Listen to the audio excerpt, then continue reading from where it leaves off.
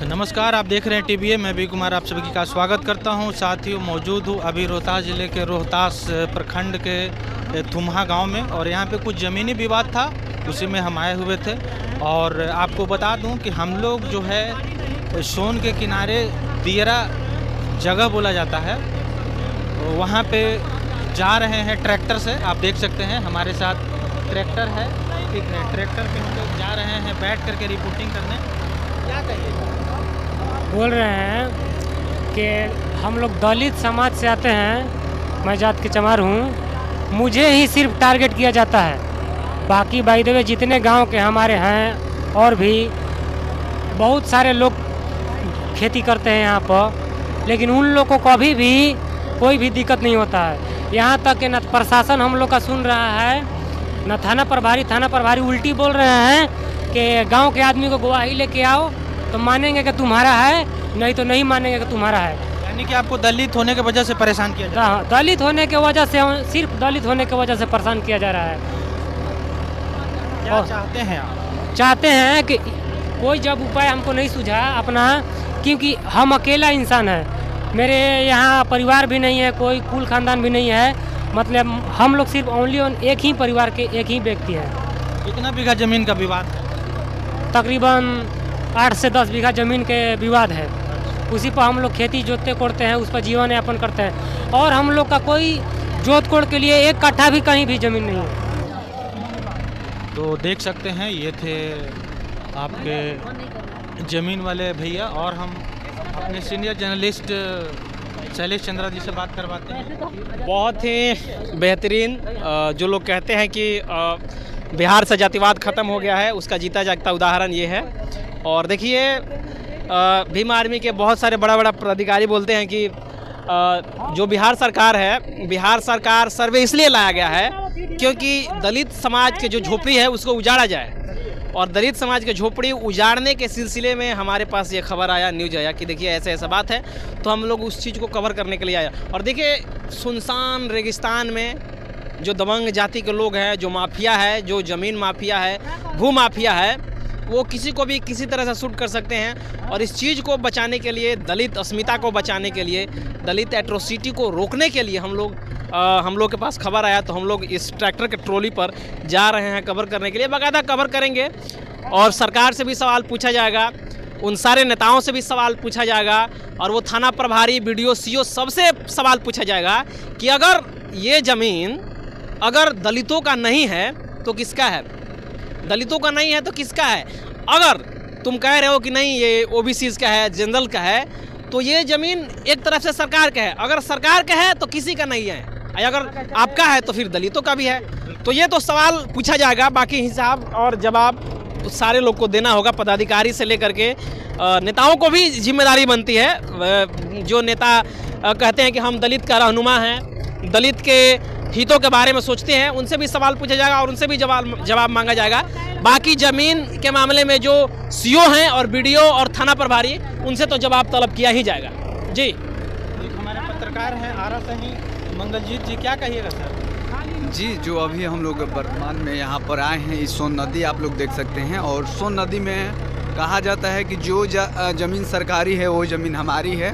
तो इस मुद्दे को लेकर हमारे जो दलित समाज के लोग हैं वो खेतिहर हैं, यहाँ का जो ज़मीनें हैं वो जोतते हैं, खेती बाड़ी करते हैं। लेकिन आप जानते ही हैं कि यहाँ पर भूम माफियाओं का बिहार में ज़्यादातर चलन रहता है, और इसी सिलसिले में वो लोग जो जनरल कैटेगरी के हैं, उनका जो ज़मीन है, उनके ज़मीन पर कहा जाता है रेंगने भी नहीं जाएंगे, टहलने भी नहीं जाएंगे।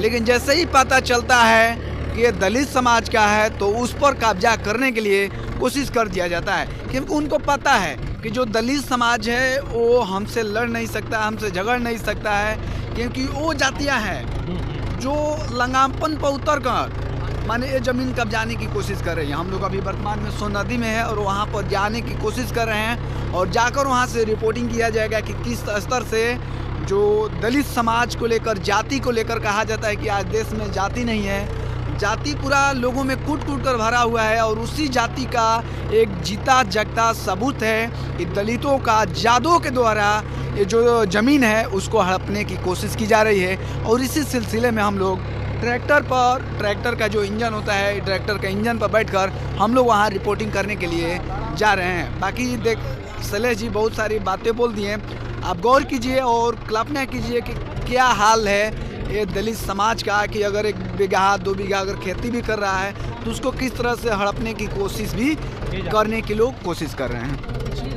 बाकी और भी कुछ हमारे साथी लोग हैं जो इसी गांव के रहने वाले हैं, अगल बगल के, तो उनसे भी हम बात करवाते हैं। क्या कहिएगा भैया लोग आप लोग?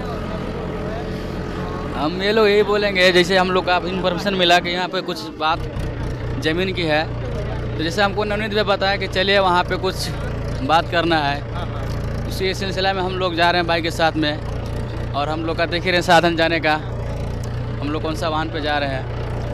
बस आप क्या कहिएगा सर, आप तो इसी जिला से हैं। कि जिस तरह से भाई साहब ने बताया कि इनके ऊपर बहुत ज़्यादा अत्याचार हो रहा है, तो हमने भी सोचा था कि चलिए देखते हैं क्या यहाँ पर किस तरह से इन लोग के दबाया जा रहा है। और अच्छे हुआ कि आप लोग भी यहाँ पर पहुँचे और जाके हम लोग वहाँ पर बारीकी से देखेंगे और समझेंगे भी कि आखिर समस्या क्या है। बाकी बात हम वहीं पर करेंगे। इस तरह की खबरें बिहार से लगातार आ रही हैं। हाँ, बिल्कुल। देखिए दलितों पर अत्याचार तो जाहिर सी बात है हर क्षेत्र में ही हो रहा है, कहीं ना कहीं लोगों के द्वारा। तो कहीं ना कहीं इस तरह की जो समस्या हो रही है काफ़ी मानी तो निंदनीय है। और बहुत भाई ऐसे हैं, बहन हैं जिनके ऊपर इस तरह से जुल्म चाहते हैं। तो गवर्नमेंट भी इस पर विचार किया जाए कि ताकि इस तरह से कोई भी गरीब हो या दलित हो, अति पिछड़ा हो, मतलब उस पर पाबंद लगाया जाए ताकि किसी के ऊपर दबाव ना हो। ठीक है। और कुछ लोग हैं, बात करवाते हैं। क्या नाम हुआ सर? मेरा नाम प्रदीप रावण। अच्छा, क्या कहना चाहेंगे? सबसे पहले आप लोग सभी को मैं धन्यवाद देना चाहता हूँ कि हमारे क्षेत्र में आप लोग आए हैं। यहाँ पर जो हम लोग कब्जा जो हुआ था वो हमारे दूसरों को जो मनवादी लोग जो है कब्जा कर रहा है, तो हमारे गर्जीवन गोपाल जी फ़ोन किए तो हम लोग आपके साथ हम लोग आ गए। अभी हम लोग जो सोन में बालूघाट के पर ट्रैक्टर पर जा रहे हैं। आप क्या कहिएगा? आप भी जा रहे हैं फर्स्ट बार ट्रैक्टर पर बैठे?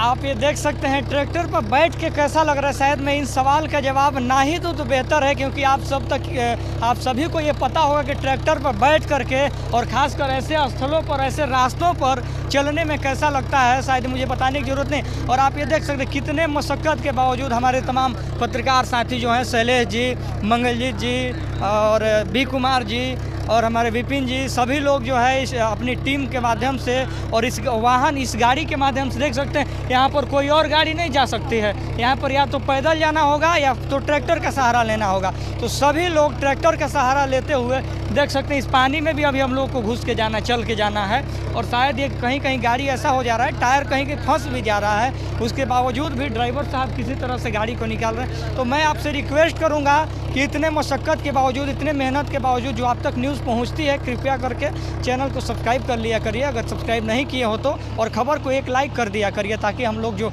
इतने मेहनत से, ये देख सकते हैं ये पानी में ट्रैक्टर जा रही है, दिखाइए कैमरा पर्सन, ये देखिए पानी में ट्रैक्टर जा रही है और ट्रैक्टर रुक जा रही है। और ट्रैक्टर इसीलिए रुक रही है क्योंकि कहीं कहीं इसका टायर जो है फंस जा रहा है पानी में। इतने पानी और बालू का जो मिक्सचर है उसमें ट्रैक्टर का जो टायर है वो फंस जा रहा है। इसके बावजूद जो है ट्रैक्टर कहीं कहीं रुक भी जा रही है, लेकिन इसने प्रॉब्लम के बाद भी जो है चलती जा रही है गाड़ी। इसमें हम तमाम लोग जो है सफ़र कर रहे हैं। बाकी आप क्या सोचते हैं प्रतिक्रिया दीजिएगा कमेंट करके। चैनल पर नए होंगे तो सब्सक्राइब करके वीडियो को लाइक और शेयर करना मत भूलिएगा।